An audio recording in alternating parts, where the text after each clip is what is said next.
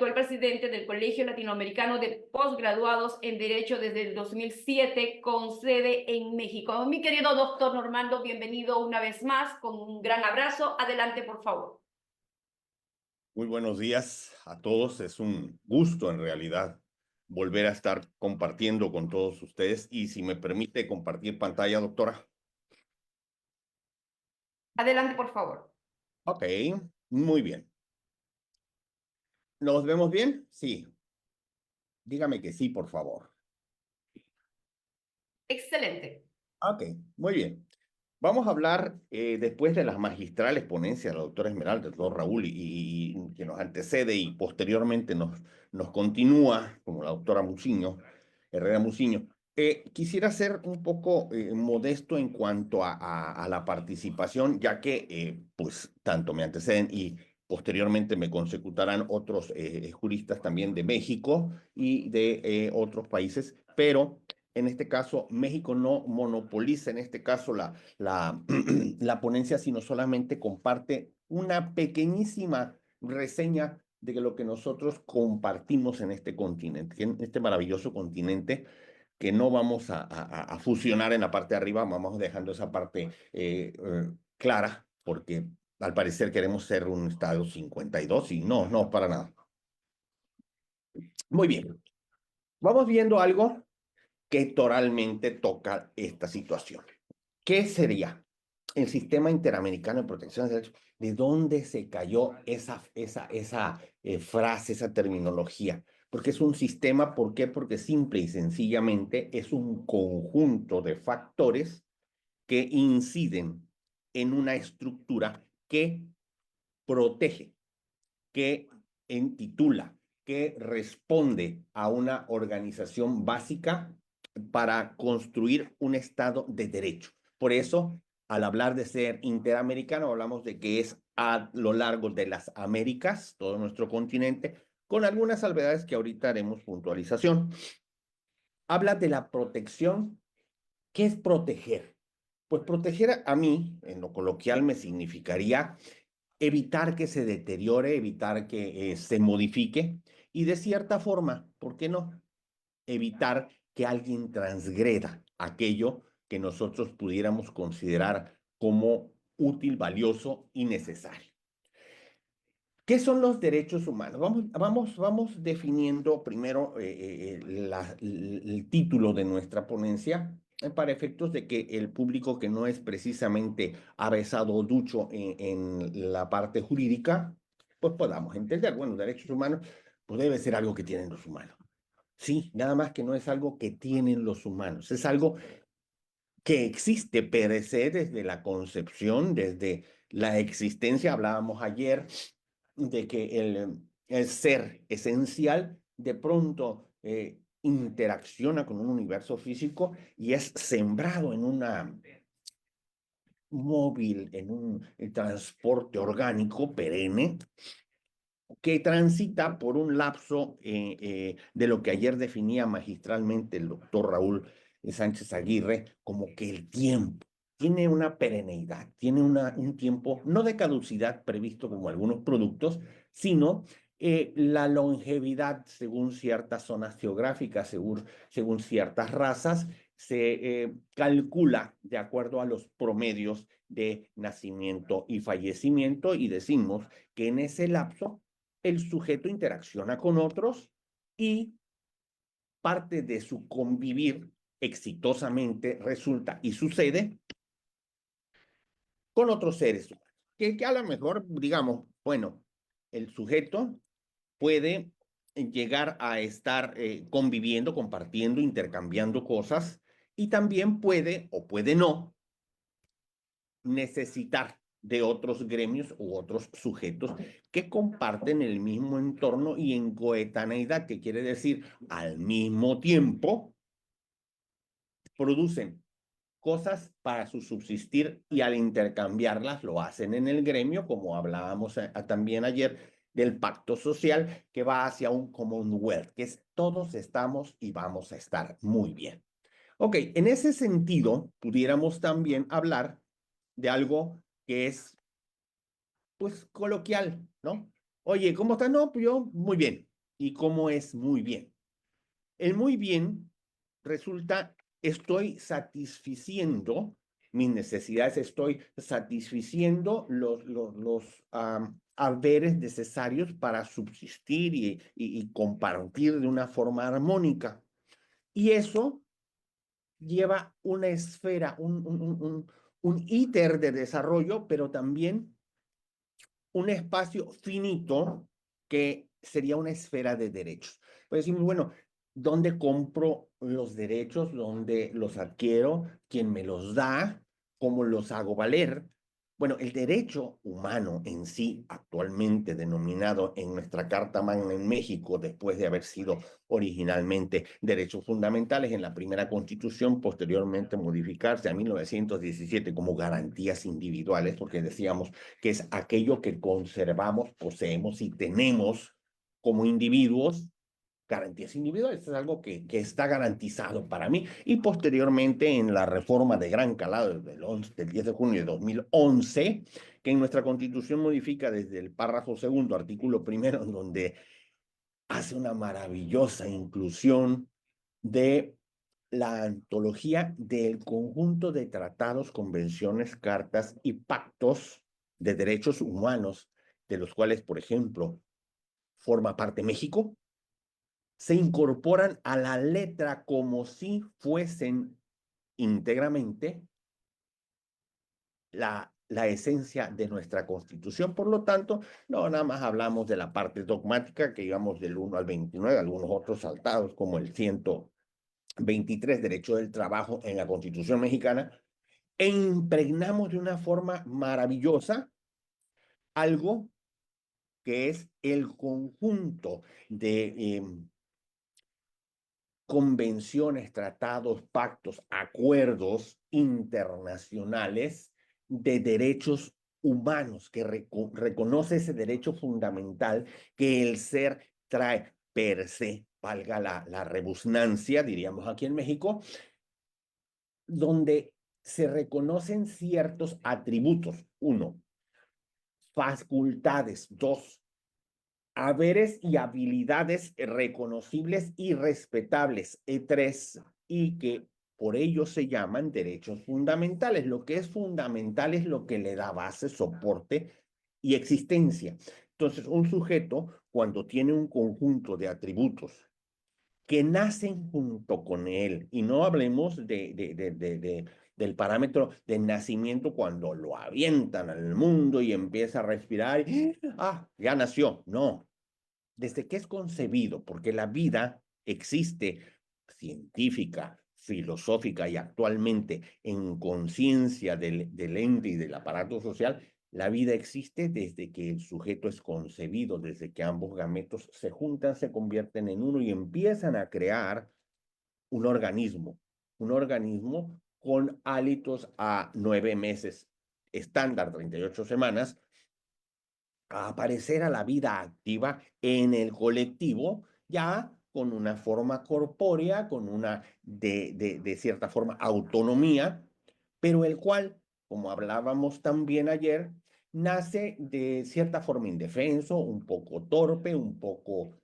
ignorante, neófito, profano de este universo físico, en el cual pues no sabe precisamente cuáles son sus necesidades, mucho menos cómo satisfacerlas. Por lo tanto, tiene una familia nuclear, centro de la sociedad, célula básica, que le va atribuyendo ciertos detalles, ciertas características, como son la introyección de patrones de conducta. Esos patrones de conducta, ayer platicábamos que les brindan seguridad, les reducen sus estados de ansiedad posterior, les dan una calidad de pertenencia, y todo eso de forma espontánea, los sujetos entendemos que de esa manera vamos a crear un ser exitoso, hábil por sí mismo, pero que también con tales certezas, con tales habilidades adquiridas, también debe de conocer cuáles son sus límites de ejercicio y también los límites que le deben respetar como un ejercicio pleno autónomo.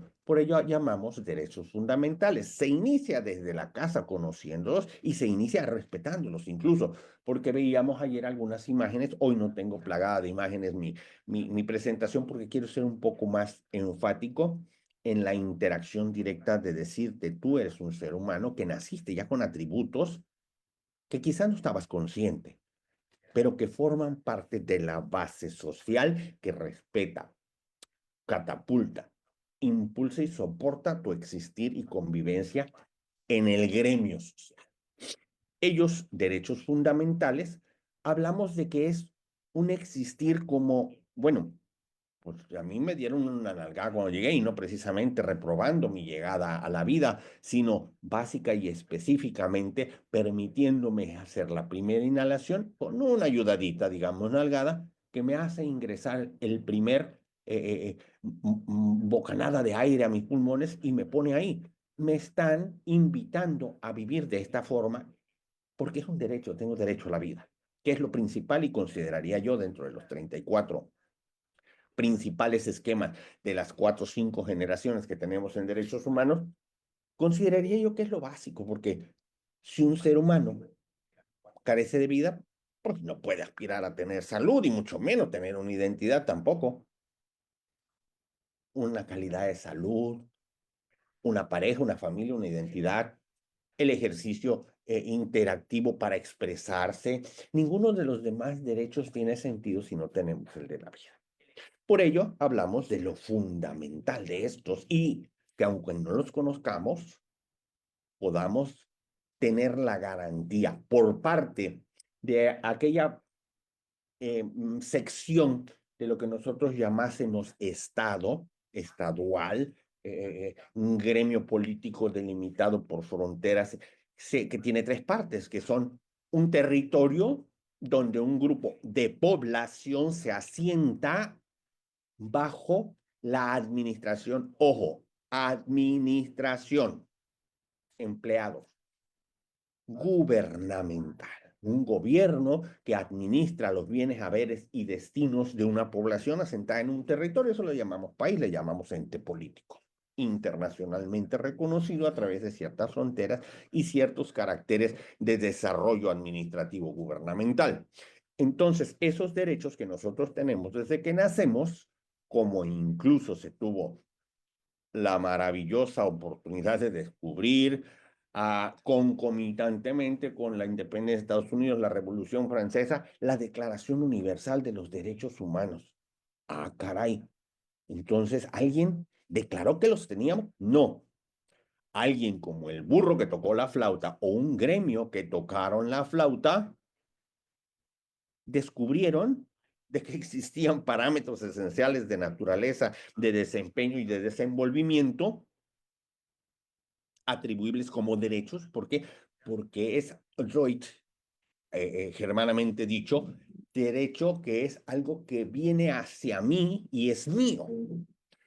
Luego entonces dijeron, vamos a declarar de forma universal que los humanos tienen ciertos derechos fundamentales. En 1789 no estábamos hablando precisamente de ilustración, estábamos hablando de que el gremio político internacional y, de cierta forma, filosóficamente entendido, descubría que habría ciertos parámetros de existir que debían de ser considerados per se, intuite, persona, o sea, la persona los trae ya. Es como las semillas de los jitomates. Uno busca un jitomate verde, amarillo, del color que quieras, nuevo, podrido, verde. Todos traen las semillas dentro. No hay un jitomate que no traiga semillas, salvo que sea alguna clonación. Así somos los seres humanos. Por dentro traemos esas semillas denominadas derechos fundamentales.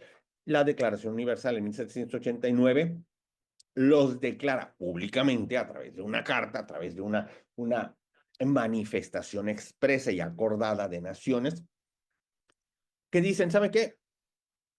Pues me estoy dando cuenta de que todos tenemos todos estos límites de existencia y de desenvolvimiento que a futuro nos pueden garantizar, aun cuando seamos neonatos, que no hablemos, que todavía no sepamos cómo taparnos, cómo ir al baño, ya tenemos el derecho a la vida, ya tenemos el derecho a una salud, tenemos el derecho a tener una familia de donde nacemos, tenemos una protección en un momento dado por los administrados, que son nuestros empleados redundos, sin que sea lesivo de algunas susceptibilidades burocráticas, son nuestros empleados y ellos tienen que garantizar de cierta forma, ya armonizado en la normatividad, en los usos, costumbres y demás fuentes de derecho, un conjunto de reglas mediante las cuales vayamos entendiendo que el sujeto que aparece en esta vida orgánica y en este mundo, en este entramado social, en un tejido que se va construyendo y reforzando a través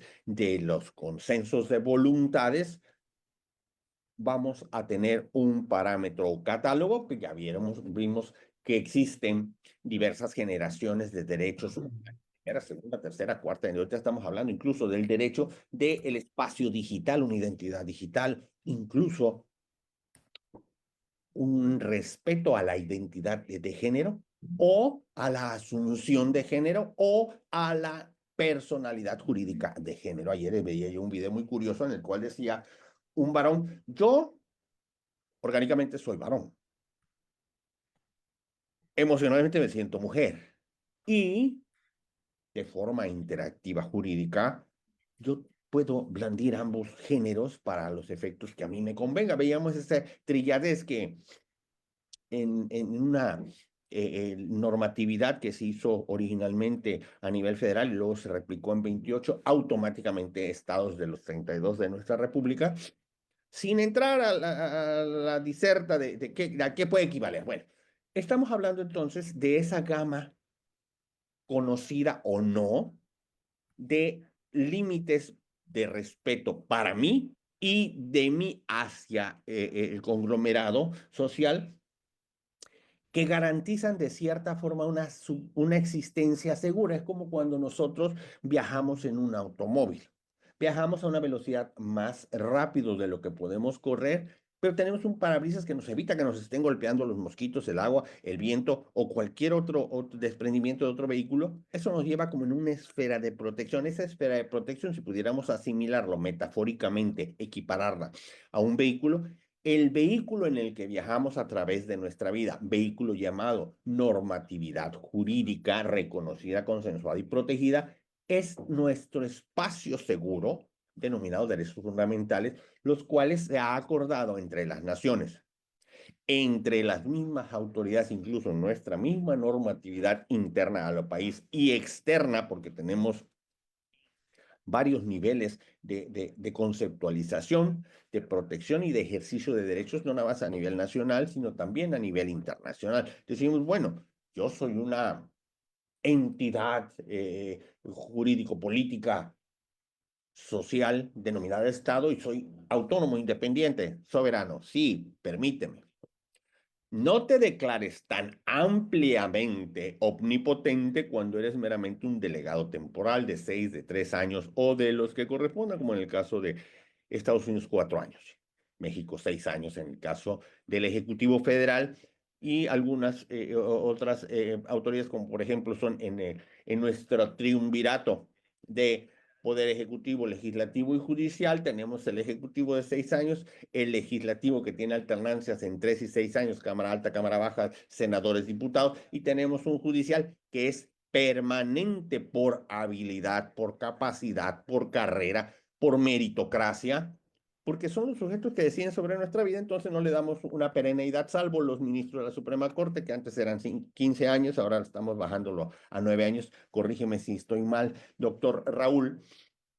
Entonces, ellos están en funciones un tiempo, pero pierden de repente de vista que también son seres humanos, que también ese carro de transmisión y de transportación normativo jurídico de protección también les incide. Por lo tanto, si yo digo, yo México, un ejemplo, por no tocar otra entidad sin que yo conozca con plenitud, México dice, bueno, yo soy soberano, a mí no van a decir lo que yo tengo que hacer, yo aquí tengo mi normatividad interna, puedo hacer con mi población lo que yo quiera. Momento. Unos segundos, diría el que no habla muy bien español. Tu población, no. Tus gobernados, no. tus patrones. Diríamos aquí una palabra que termina con on y empieza con C. Tus patrones, hijo mío. Los que te dimos con la voluntad, si le expresa, quizás en las urnas y quizás en otros mecanismos que también usamos aquí en México, te dimos la atribución para que seas nuestro empleado durante estos próximos 6 años, 3 años o demás, según el cargo. Por lo tanto, tú estás encargado, yo tengo un administrador y ese administrador va a funcionar en mi beneficio, hacia mi bienestar, hacia mi seguridad, a que mi capital, que en este caso estoy dando mi capital humano, mi capital existencial, se prodigue y crezca. Y que esa esfera de derechos sea protegida, respetada por ti, porque eres mi empleado, ¿no? Es como yo tengo un jardinero y de repente lo veo acostado en mi cama, oye, ¿en qué momento tú pudiste pasar a que no? Es que yo estoy a cargo aquí del changarro. No, yo soy el dueño del changarro, tú estás a cargo de la parte vegetal de afuera. Así que no te metas donde no te corresponde. O que la cocina de repente me está haciendo maniobras para tomar un baño. ¿En mi baño? Permítame, ¿no? O de repente, bueno, un poquito más laxo, resulta que el chofer ahora lleva y trae a mi mujer o a mis hijos al cine a su voluntad. Espérame, no te confundas. Eres un empleado del gremio, del grupo denominado población. Entonces, entendiendo ya esos parámetros un poco más coloquial, entendamos que toda administración, todo gobierno, se llame Petro, se llame Milei, se llame Bukele, se llame Sheinbaum, se llame Trump, o se llame Maduro, son mis empleados, empleados del grupo social que vive como población y por lo tanto deben asumir esa calidad de respeto y sobre todo esa esfera, ese vehículo de existencia denominados derechos fundamentales. Y si no los respetas tú, aquí, porque resulta una cosa de ficción, ¿no? O sea, no sucede aquí en México ni sucede en nuestros países de América, casi, pero de pronto se meten hasta la cocina y te andan bolseando los pantalones y piensan que son todos poderosos, aunque sea de forma temporal, y creen que pueden hacer lo que quieran. Pueden desaparecerte, digamos Ayotzinapa, un ejemplo, es de otro país, claro. Eh, digamos, Campo Algodonero, digamos, las muertas de Juárez. Estoy hablando solamente de México para no meterme donde Radilla Pacheco y esas cosas, no. Hablamos inclusive de transgresiones de esos derechos de sujetos que algunos que somos juristas un poco avesados, románticos y respetuosos, decimos el principio de presunción de inocencia. ¿Con qué se come eso? Todo sujeto es inocente ante la ley, al menos aquí en México, algunos principios en Norteamérica y en algunos países de Centro y Sudamérica, también se respeta ese principio. Nadie puede ser culpable hasta que no haya sido demostrado a través de un proceso judicial seguido con las normas, digamos. Hablemos de la Carta Americana de los Derechos del Hombre o la Declaración de los Derechos Políticos, Sociales y Económicos de ESCAS.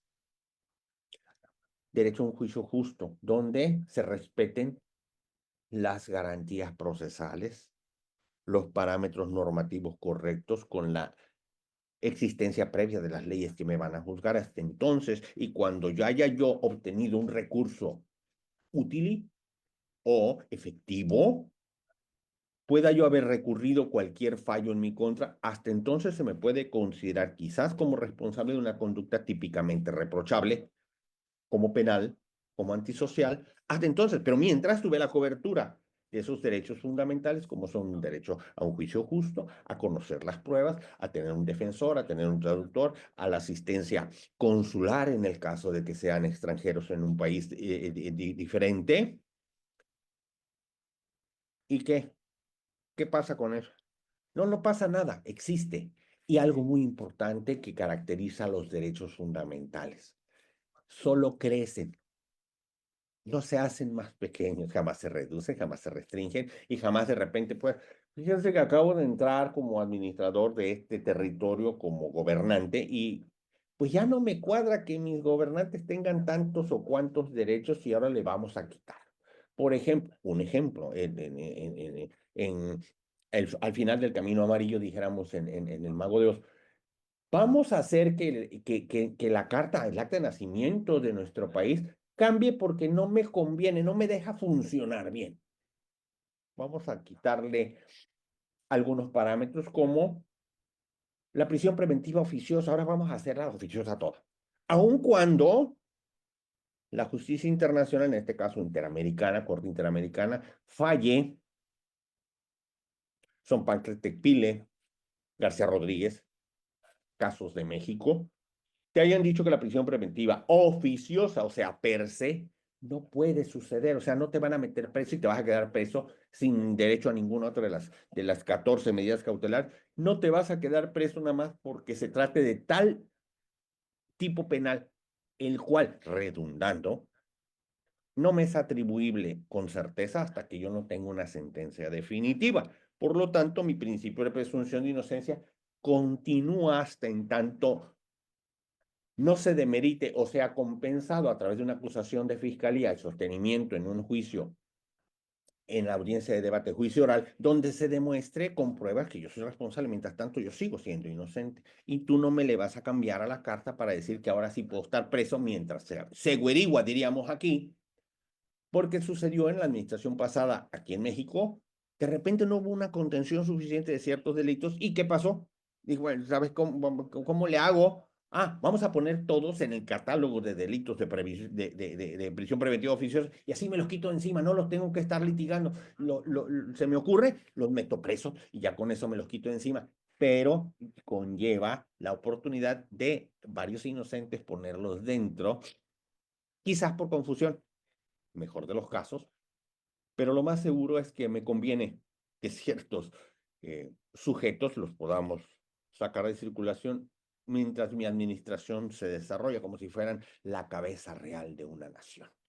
Bueno, ya yéndonos después de toda esta jerga coloquial y plática, vamos viendo.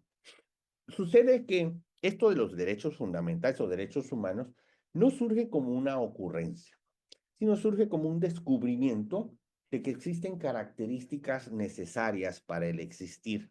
Y como les refería, una de las características es la progresión de estos derechos. O sea, cada vez van siendo más amplios, no transgrediendo los de otros, porque en la comuna todos tenemos una misma esfera casi simétrica de derechos. Progresivo, universal, interdependiente. Todas esas características tienen nuestros derechos, nuestra esfera de ejercicio protegido por la administración de nuestro espacio territorial llamada gobierno, que debe de respetar. Y cuando eso se brinca las trancas, como diríamos aquí en México, no se acaba aquí con el hecho de que el Poder Judicial de la Federación nos recibió nuestras quejas porque estaban vulnerando nuestra esfera de derechos. No, va más allá. ¿Va más allá dónde? ¿Dónde se me ocurre que pueda ir? Pues a un grupo, a una entidad, a un sistema que fue creado a través del consenso de diversos entes políticos internacionales, digamos, países que se pusieron de acuerdo para decir, ¿sabes qué? Pues tienes razón, este vehículo de transporte jurídico normativo protector para el sujeto, a mí me parece que sí es correcto. Yo estoy de acuerdo con ello. Firman tratados, convenios, pactos que acuerdan estar de acuerdo, dirían en Los Hombres de Negro, agree to be agree, in this case not disagree. Vamos viendo que estamos de acuerdo que todos los seres humanos tienen por lo menos estos derechos fundamentales, primera, segunda, tercera, cuarta, quinta generación, y por lo tanto vamos a tener esa disposición de cumplirlo y respetarlo. Y en caso de que nos salgamos del huacal, decíamos aquí, vamos a colocar un sistema de protección y de promoción de esos derechos fundamentales para que todos los seres que vivan en nuestros territorios, toda la población, esté consciente de ellos y tenga, más allá de un recurso efectivo, hablamos México, juicio de amparo, por ejemplo, resulta que me dan palo en el amparo por ciertas circunstancias de manejos Y detallitos como el hecho de que ahora el juicio de amparo no va a tener una suspensión erga omnes, no vamos a tener una efectividad de que si alguien se protege de la contaminación de un lago, nada más tú, la parte de agua que tú te puedas beber o navegar es tu protección con la suspensión. Todos los demás háganle como quieran, nada más protegemos a este y a su espacio de la barca. No, el efecto erga omnes es si yo lucho contra la contaminación de un lago que es de mi vecindad y me perjudica, si me conceden la suspensión para que no se siga contaminando ese lago, que es uno de mis límites de propiedad, pues todo el lago tiene que ser protegido. Benefíciele a quien le beneficie, gústele a quien le guste. Ese efecto erga omnes de la suspensión, en el caso de los sistemas de derechos colectivos, pues se protegía, pero no, ahora le borran y resulta que el amparo no es efectivo para esto, y no nada más eso, sino que la autoridad jurisdiccional que tutela y hace respetar o protege los derechos fundamentales de los sujetos, magna obra jurídica, juicio de amparo, ahora resulta que le empiezo a picar la costilla, hacerle manita de puerco, a ponerlo en entredicho, a hablar de que todos son corruptos y le quito la titularidad y la capacidad para realmente brindarnos una justicia efectiva. ¿Qué pasa con el sujeto? Dice, bueno, pues yo tenía aquí mi gallo y me pone un huevo. Ah, ya se acabó, hasta ahí me tengo que aguantar. No, porque afortunadamente México, como otras naciones, está dentro del consenso de que vamos a respetar ciertos límites en el ejercicio administrativo, burocrático, gubernamental, en respecto de las personas que son mis patrones y que me pusieron aquí en el cargo, entonces les voy a respetar estos derechos, ¿no? No le piso sus callos. Pero si aquí empieza la vulneración, digamos, el sabotaje de esa esfera de derechos, tenemos a alguien arriba en materia de justicia y se llama justicia internacional. Y en el caso de que estemos hablando de la esfera de derechos básicos, fundamentales del sujeto, llamemos mexicano, guatemalteco, salvadoreño, no hablemos de los norteamericanos, porque desafortunadamente, ahorita les voy a explicar, hay una declaración de los derechos del hombre, la declaración americana, una carta americana, declaración americana, como le querramos denominar, conocer, que una cosa es que lo declaren, pero de esos 34 países que lo declaran, 2 de ellos se abstienen, bueno, 3, hablando de Venezuela, hablamos de Estados Unidos, hablamos de Canadá, no reconocen la justicia internacional, por lo tanto dice, sí, sí existe, pero yo no me someto a tu jurisdicción. Y ahí vamos. La carta de declaración de la Carta Americana de Derechos Humanos, luego el Pacto Internacional de Derechos Civiles y Políticos, y luego lo que conocemos en América como los DESCAS, los derechos económicos, sociales, culturales, políticos, son una gama de derechos bien descritos que preservan ciertos rubros de nuestro existir, que también se encuentran pactados en varias naciones para efectos de que sean reconocidos al interior y en caso de que se irrespeten esos márgenes, aceptan la jurisdicción exterior para que sean considerados en el panel de evaluación, primero, consensual, dijéramos, de una convocatoria armónica, de una inspección suave a través de la Comisión Interamericana, y si no se portan bien, entonces no le hacemos manito de puerco, sino hacemos al puerco que se ponga en 4 manos y lo subimos a la Corte Interamericana. Ahorita vamos a explicar esa parte. Vamos yéndonos en orden, como normalmente no sigo mis ponencias, y veamos cómo nace todo esto de los derechos. Hablemos de que los derechos humanos nacen a través de la declaración. Posteriormente, la Organización de las Naciones Unidas, creada y determinada como tal, aparece el 26 de junio de 1945, firmada en San Francisco, California. México, vamos diciendo que no somos lentos. Llegamos. Hasta 1946 la hace aparecer y la publica en el Diario Oficial.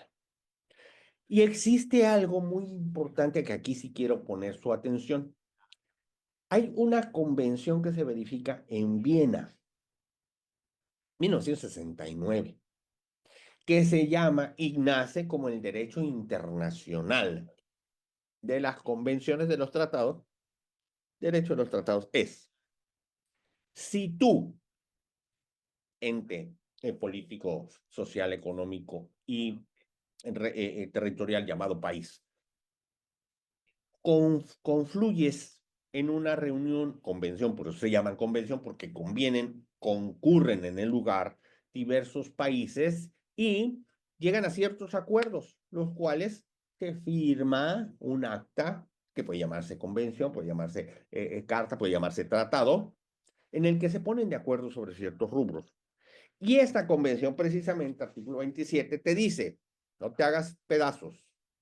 Si tú firmaste estar de acuerdo por tu representante, digamos tu ejecutivo, en caso de México, y trajiste el papel y lo pasaste al filtro del Senado, que es la Cámara Alta en caso de México, y para lo único que sirve o debería de servir si fueran abogados en realidad, algunos, o al menos uno que otro, ¿no? Son el filtro que confronta esos tratados, esos acuerdos, con el cuerpo normativo constitucional, que quiere decir nuestra acta de nacimiento. Si tú me traes un tratado, una convención que firmaste allá por quedar bien, por tomarte la foto con Trump, por tomarte la foto con Bukele o por tomarte la foto con quien quieras, fuiste y firmaste de lambiscón, diríamos aquí en Tabasco, y vienes y me traes el papel y resulta como que es contrario a lo que dice nuestra acta de nacimiento, llamemos constitución, pues no lo vamos a ratificar. Por lo tanto, en México tenemos ese filtro.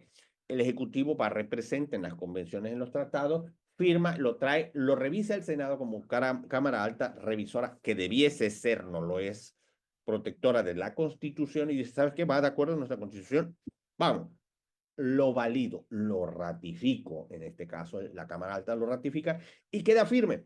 Quiere decir, todos los puntos de acuerdo en el interior de ese documento, de esa convención, de ese tratado, de ese pacto, obliga directamente a nuestra nación como ente jurídico político y nos obliga en sus términos a conducirnos de acuerdo a las conductas, valga la redundancia de nuevo, que ahí estuvimos de acuerdo en llegar acá. Ok, todo perfecto hasta ahí.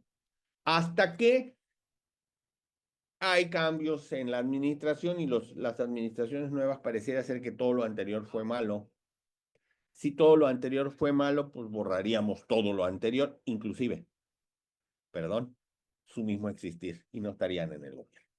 Por lo tanto, si yo llego a una entidad gubernamental a cargo por un sufragio efectivo, pues lo que me llevó ahí no lo voy a destruir, digamos, aparato electoral, digamos, modo de gobierno, digamos, formas de sufragio, mucho menos el acta constitutiva de nuestra nación, digamos, constitución política.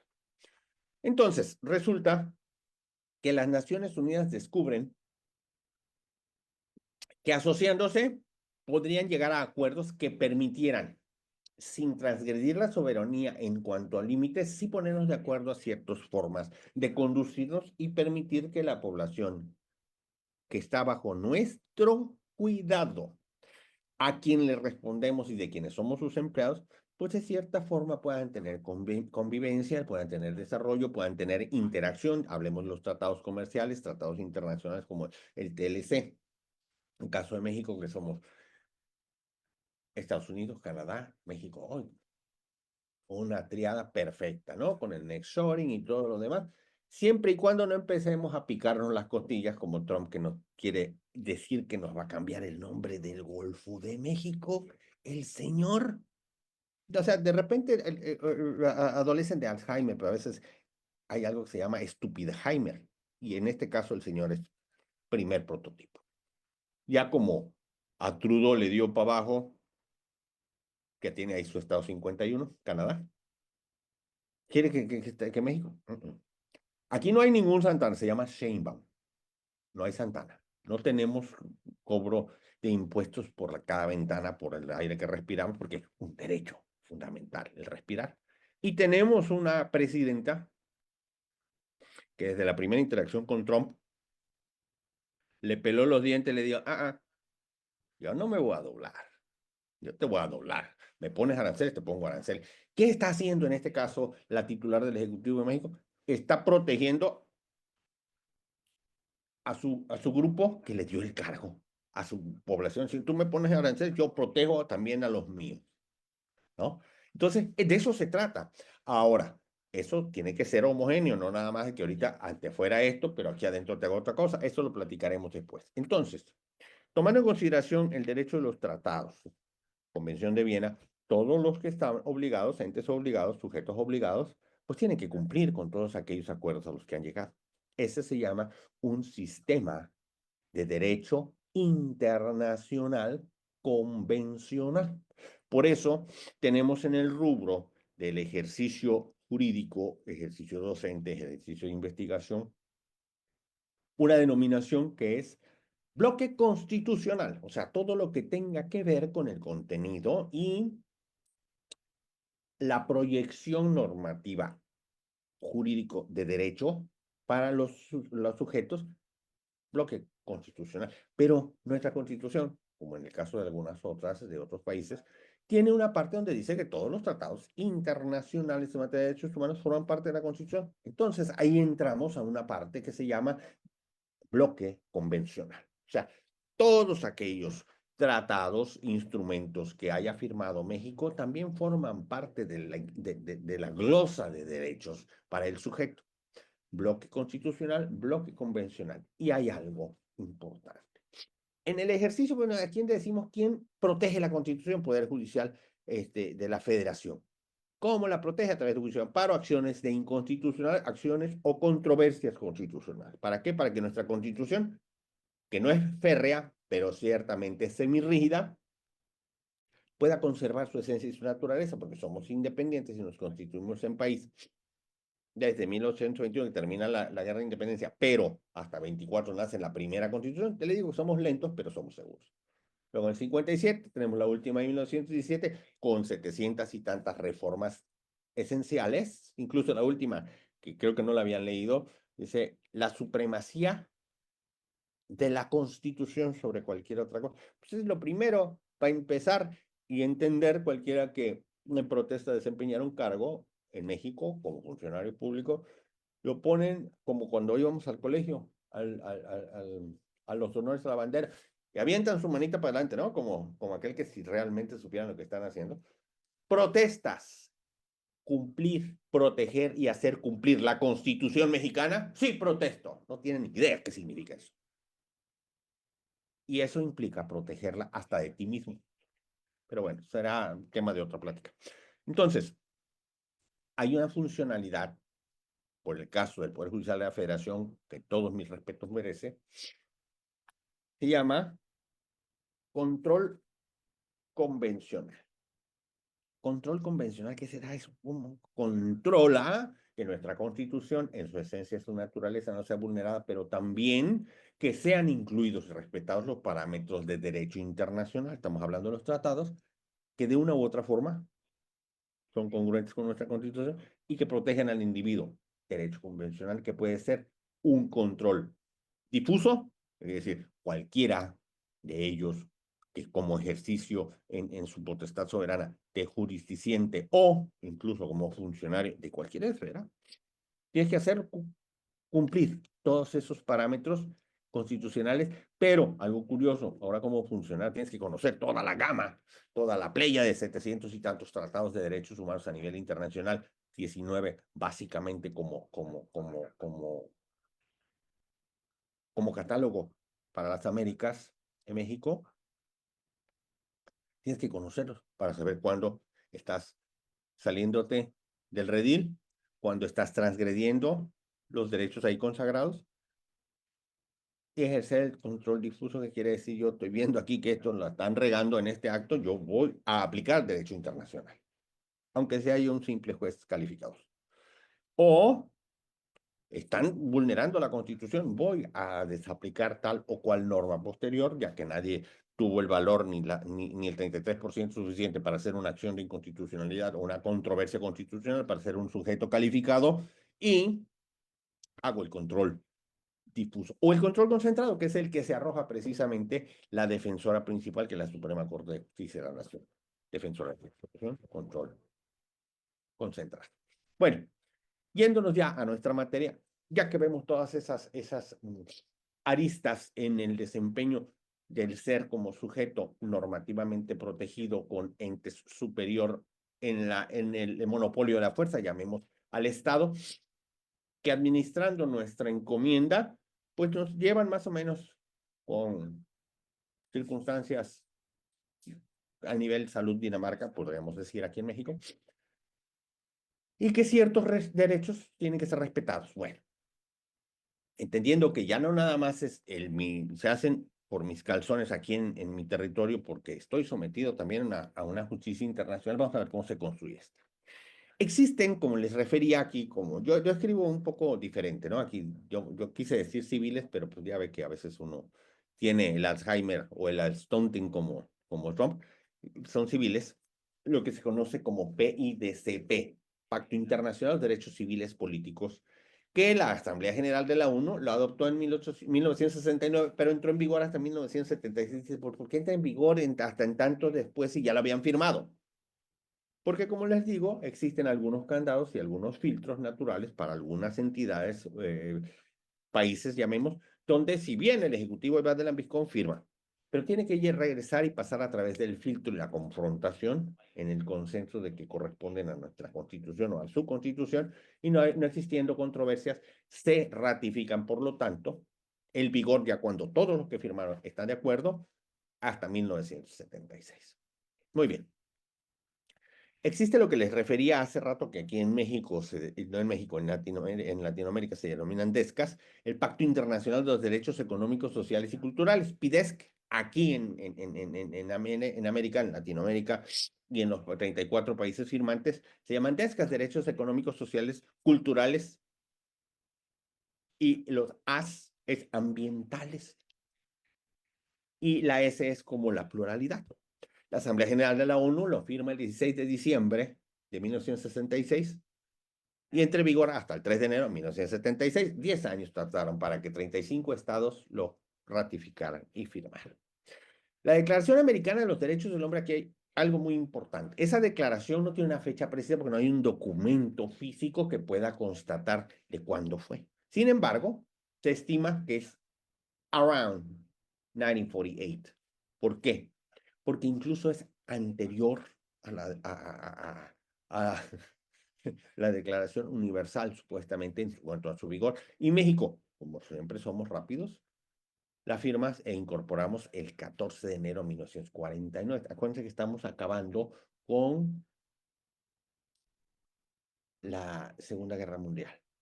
Y se da la Declaración Universal y en un momento dado, no confundamos la Declaración Universal con la que tenemos en 1789, sino posteriormente a la conclusión de la Segunda Guerra Mundial. 14 de enero del 49 la incorporamos. En México damos ese ejemplo. Ahora veamos en América qué tratados de derechos humanos, convenciones o documentos rigen el continente. La Convención Americana. Convención diferente, veamos, a la Declaración Americana. La Declaración Americana es un postulado, eufemismo, diciendo todos estos derechos tenemos, y sí, yo sí los considero como el caso de México. Y la Convención Americana es donde ya convergen los países y se ponen de acuerdo y se denomina Pacto de San José. Y que tiene un protocolo adicional que es donde, como dicen, el adendum del contrato. Entonces, este Pacto de San José es el que crea y el que hace nacer el sistema interamericano de derechos humanos. ¿Por qué? Ahorita vamos a ver. Incorpora los siguientes documentos. Voy a hacer una mención sucinta porque creo que ya me estoy llevando más tiempo del que me corresponde. Convención Interamericana para prevenir y sancionar la tortura, para empezar, ¿no? Seguidamente, la Convención Interamericana para prevenir, sancionar y erradicar la violencia contra la mujer, Belém para Brasil. Convención Interamericana sobre desaparición forzada. Ay, Radilla Pacheco, México, sí. Existe una convención para que la gente no de repente me estorbas políticamente, te desaparezco. Me molestas para el tráfico de mis estupefacientes en Guerrero. Me llevo 40 y tantos estudiantes de Ayotzinapa. A eso se refiere precisamente, a que no nada más lo detuvieron y no sé dónde está. Y para lavarse las manos, inteligente de Peña Nieto nos hizo creer que los habían cremado en un basurero y ya hay borrón y cuenta nueva. Trajeron especialistas de Australia a hacer peritajes genéticos y después de 40 y tantos días nos dijeron, ¿sabe qué? Pues siempre no. Este dedo quizás sí, pero no tenemos una confronta para poder hacer la determinación genética. Desaparición forzada, erradicado. En México tenemos un sistema nacional de detenciones que tiene un portal donde dentro de las 2 horas de que hay una persona que se detiene por cualquier autoridad, inmediatamente se sube a la plataforma y sabemos dónde está a disposición de qué autoridad y cuál es el motivo de su detención. En una modernidad del derecho a libre tránsito y desde luego a la libertad. Aparece también como documento inclusivo en Américas la Convención sobre los Derechos del Niño y de la Niña. Ahí empezamos con que la marrana te verse el rabo, ¿no? Como la Declaración de los Derechos del Hombre, no, y la mujer, no, o de él, de él, no, espéreme. El ser humano es uno, independientemente del género, de lo que se sienta o de lo que sea, no importa. El ser es un ser humano, no humana o humane, es un ser humano. Ese es el término correcto. Entonces, Convención sobre los Derechos de los Niños y las Niñas. Convención sobre la eliminación de todas formas de discriminación racial. Ojo, ahí sí, porque antes a los que no somos tan güeritos y no somos medio morenitos nos ponían hasta el final de la cola, ahora no podemos hacer eso. Convención sobre la eliminación de todas las formas de discriminación contra la mujer. Ahí empezamos el empoderamiento, la sororidad. Como platicaba incluso doctora Esmeralda, no me dejará mentir,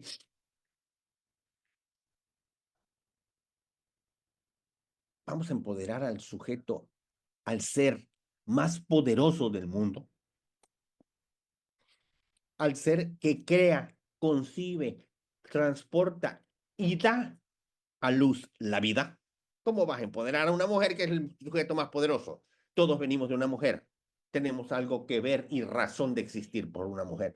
¿Cómo la vamos a empoderar? Pues sí, fíjense, porque el machismo, por esto, por lo otro. Bueno, vamos a dejar de discriminarlas, vamos a darnos cuenta que son exactas o más capaces incluso que muchos varones. Nosotros somos unitask, ellas son multitask, hacen todo al mismo tiempo y todo les sale bien. Nosotros, si estamos cambiando el control, el canal con el control de la tele, no podemos hacer ninguna otra cosa porque se nos echa a perder, no nos sale, no nos funciona. Y luego nos preguntan y nos dicen cosas y quieren que al mismo ritmo nosotros funcionemos. No podemos, somos unitask. Ustedes son todopoderosos.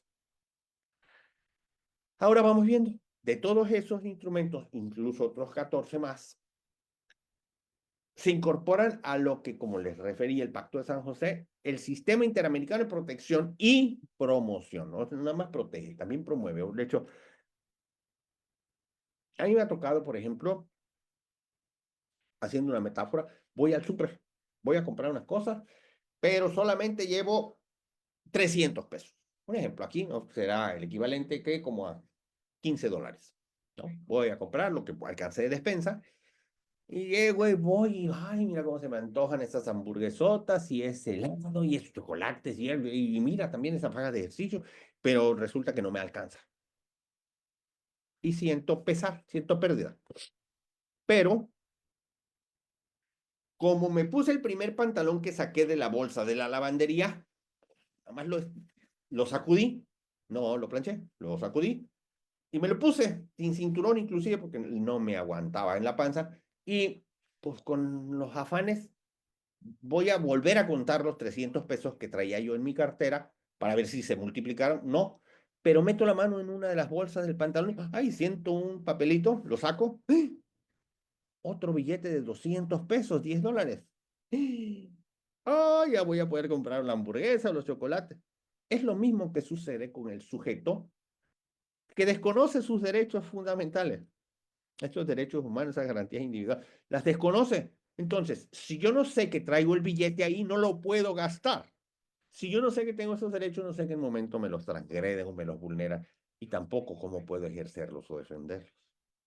Para eso existe la parte o el rubro de promoción de derechos humanos del sistema interamericano.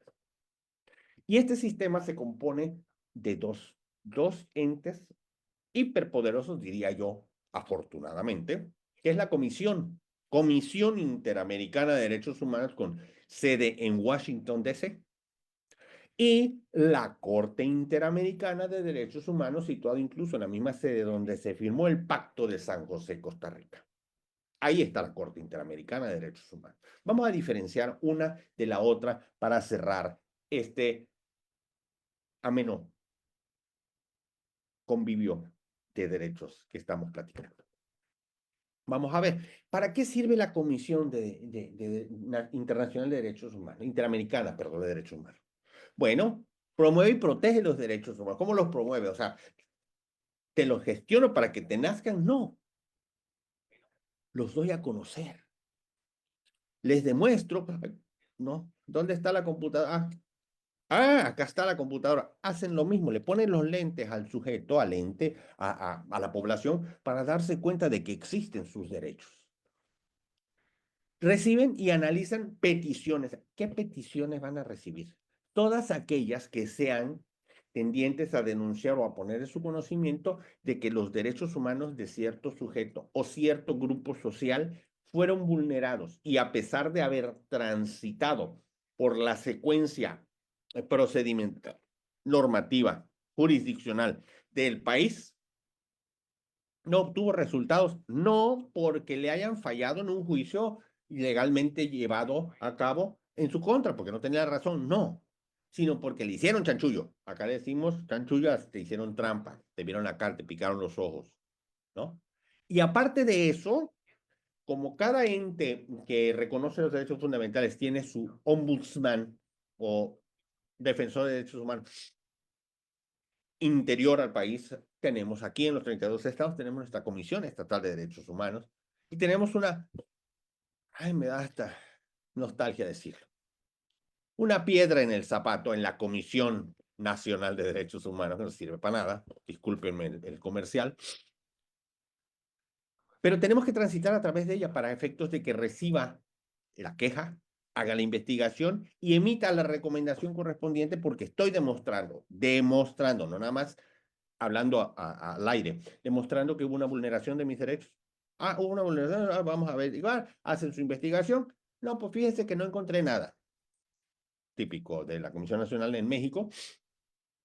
Entonces, habiendo agotado esas instancias, como el mismo principio de definitividad en materia del juicio de amparo, la cláusula Otero, perdón, cláusula Otero, estamos hablando del principio de definitividad, solamente beneficia a quién, a quien se queja. Aquí decimos en México, quien no chilla no mama. Aquí, si chillaste, pues tu mamá te va a sacar el pecho y te va a dar de comer.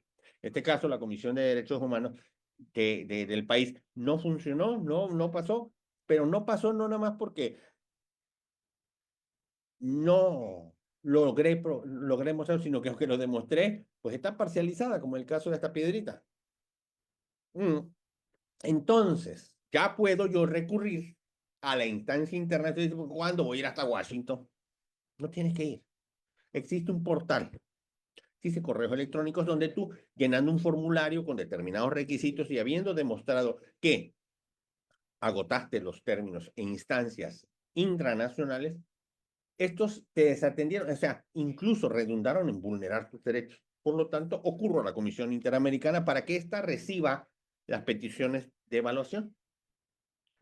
¿Qué pasa también? ¿Para qué funciona la comisión? Para generar observadores. Resulta que las elecciones en Venezuela, todo muy limpio, sí, cómo no. A ver, observadores en las elecciones en Venezuela, observadores en la investigación de Ayotzinapa en México, observadores en la asunción de nuevos cargos, en el caso de Milei, en el caso de las cárceles residenciales de El Salvador con Bukele, observadores para ver cómo están los derechos humanos y poder emitir un informe, obtener una conciencia de cuál es el Estado que está guardando el respeto a los derechos humanos, los derechos fundamentales de ese país. Realizar visitas in loco. No es que se le vaya el avión, no. In loco, en el lugar. De repente hacen una denuncia o se enteran a través de medios o descubren que existe una situación álgida, van al lugar observadores específicos de la Comisión Interamericana de Derechos Humanos para descubrir qué está pasando con realidad, no que salgan como la audiencia de este pasado 12 de noviembre, en la que recibió a la delegación mexicana, la delegación del Poder Judicial de la Federación Mexicano, la comisión, en una audiencia muy penosa, por cierto, para representación gubernamental, donde pues, los quejosos hicieron sus manifestaciones, postularon en 20 minutos cinco diferentes representantes, manifestaron qué es lo que les estaba doliendo, y por el otro lado llegó el representante del Estado mexicano y les dijo, no, no es como ellos dicen, yo tengo otros datos, así usamos nosotros, y le preguntó nada más la observadora, más bien la auspiciadora de la comisión. Bueno, dígame entonces, ¿qué metodología utilizó para determinar que el proceder que ustedes están realizando es el correcto? O sea, dígame la técnica, dígame el estudio, dígame los resultados. Y sale el babas, pues no hay ningún estudio, entonces, ¿de dónde carajo saca usted la idea de que tenemos que hacer de esa forma la reforma judicial? Bueno, acabamos con eso. Las visitas en loco son en el lugar cuando ven cosas, situaciones o circunstancias de riesgo para cierto rubro de derechos humanos grupal o incluso unipersonal. Un ser humano es tan valioso como un grupo también. Hacen recomendación de medidas que se tienen que tomar para respetar. Cuando están viendo venir, dicen, hey, se te va a caer el niño. Así. Hagan esto, hagan aquello, hagan lo otro. Por ejemplo, pónganle un poquito más de ventanas a las prisiones que hizo Bukele, no se nos vayan a ahogar los crucigramas vivientes, ¿no?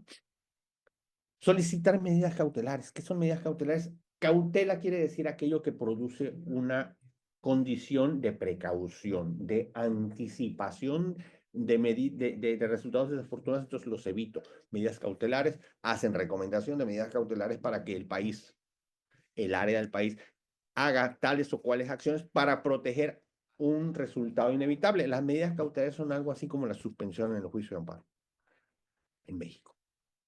Y en caso de que con todas estas acciones no logren contener una evidente violación o una posible violación irreparable de derechos humanos, ¡pum!, someten esa situación, ese caso, esa investigación que no fue conciliada, no fue conveniada, no se obtuvo un resultado positivo por parte del país, lo someten a la Corte Interamericana de Derechos Humanos y ahí estamos hablando de cosas serias, cosas mayores, cosas reales. ¿Qué hace entonces, en consecuencia, el otro órgano de la Comisión del Sistema Interamericano? La Corte tiene tres funciones, una contenciosa, otra para dar medidas provisionales y otra consultiva. Bueno, la contenciosa, ¿qué es? Determina si un Estado, estamos hablando de un país, ha violado los derechos humanos consagrados en la Convención Americana o en otros tratados de los derechos humanos, los que les estaba yo comentando, más los otros 14 que me faltó incluir para no agobiar, y emite sentencias. Sentencias que determinan, después de haber tenido las audiencias correspondientes y los medios de convicción, medios probatorios o desahogo de órganos de prueba, diríamos aquí en México, ven si existe o no la violación y si hay responsabilidad o no del Estado. Porque una cosa es, por ejemplo, un agente del Ministerio Público, un policía militar, un policía de investigación, me lesionó mis derechos fundamentales, no logré demostrar aquí en México que eso sucedió, voy para allá. Y la Corte Interamericana no condena al policía, condena al Estado. ¿Por qué? Porque es el responsable titular, cabeza de todos los subordinados como empleados. Por lo tanto, no pudiste tú solito resolver tu asunto en tu rancho. Yo te voy a decir que tú eres responsable de repararle a esa víctima sus condiciones originales de goce y desempeño de derechos fundamentales. Y aparte existen fallos que incluyen una reparación del daño. Una reparación del daño que no nada más va en lo económico, sino un resarcimiento al estado original de goce y disfrute de sus derechos, cuando es posible. Pues si no, lo tienen que cuantificar. ¿De acuerdo? Entonces son condenas desde el punto de vista jurídico, donde dice, esta forma es la que tú vas a retrotraer las circunstancias, vas a emitir una disculpa, vas a hacer una reparación, vas a generar tales y vas a hacer una indemnización de tales o cuales características. Esa es una de las acciones que realiza la Corte. La otra es dictar medidas provisionales. Hey, en tanto yo resuelvo o no resuelvo, de acuerdo a una solicitud que me hace la comisión por una investigación que lleva en proceso o que coadyuva en el proceso de esta investigación que yo voy a llevar a un fallo, se dictan medidas para que las cosas se conserven en el estado en el que guardan sin que trasciendan de forma irreparable o para que no suceda lo previstamente desagradable, destructivo. Y entonces tiene los mismos efectos de la suspensión, por ejemplo, del maravilloso juicio de amparo mexicano. Y también tiene un efecto consultivo. Bueno, dice la Corte, bueno, ¿cómo consultivo? Da consulta, recibe, tiene pacientes, que no. Las entidades, los países o incluso algunos organismos, ONGs, digamos, dentro de los países, organizaciones no gubernamentales, pueden someter a la Corte la interpretación de ciertos parámetros, ciertas partes o ciertos preceptos de los tratados internacionales, de las convenciones de las que están adheridas, para que le digan cómo se tiene que interpretar. Tuvimos en una ocasión un presidente de la Comisión de la Corte Interamericana, Sergio García Ramírez, un maravilloso y excelente jurista mexicano, no porque sea mexicano, sino era una lumbrera del señor, que generó ciertos parámetros de consideración como el término derecho convencional. Esto fue acuñado por nuestro connacional Sergio García Ramírez, derecho convencional. ¿Qué cosa es eso? Pues el derecho derivado de el consenso de las convenciones y el cual tiene que ser aplicable y desde luego tiene que existir alguien que lo sancione, alguien que lo force. Y dirás, bueno, pues a mí la Corte, como yo siendo un país, me va a sancionar, ¿no? Sencillo. No te voy a ir a meter a la cárcel a todo el país. No voy a meter a la cárcel al funcionario en realidad. Eso se va a encargar la Corte Penal Internacional cuando existan delitos de lesa humanidad, por ejemplo, como le va a pasar a Maduro, como le va a pasar a Putin, como le puede pasar a uno que otro animalito que acaba de salir del cargo. Y, ¿sabes qué? Te voy a sancionar. ¿No quieres acatar la sentencia? Virgen pura, ¿cómo no? Bueno, vamos a emitir las recomendaciones correspondientes donde nos duele. ¿A cualquiera nos puede meter preso 48 horas con el alcoholímetro? Pasa nada, sigo bebiendo trago. Pero tócame la bolsa, tócame la economía.